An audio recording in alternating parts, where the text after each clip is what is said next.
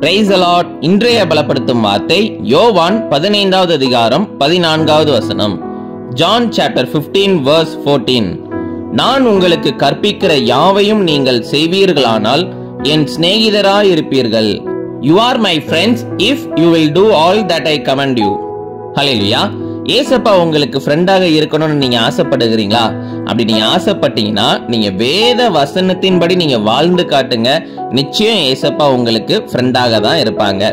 நீங்க வேத வசனத்தின்படி வாழணும். அவருடைய சித்தத்தின்படி நீங்க வாழ்ந்தீங்க, அவருடைய சித்தத்தின்படி ஒவ்வொரு காரியத்தையும் நீங்க செஞ்சீங்க அப்படின்னா நிச்சயம் ஏசப்பா உங்களுக்கு ஃப்ரெண்ட் ஆகிருவாங்க.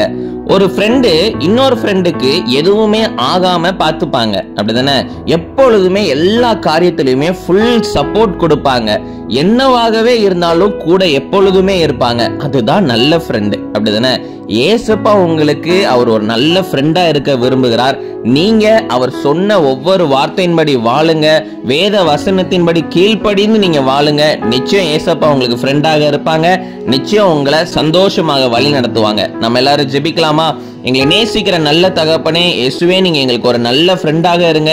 எல்லா சூழ்நிலையிலும் எங்களோட கூட இருங்க. நீங்க எங்களை சந்தோஷமாக வாழ வைங்க. இயேசுவின் மூலம் ஜெபிக்கிறோம் பிதாவே. ஆமேன், ஆமேன், ஆமேன். ஏசப்பா உங்களுக்கு ஒரு நல்ல ஃப்ரெண்டா இருப்பாங்க. சந்தோஷமா இருங்க. God bless you. Have a joyful day.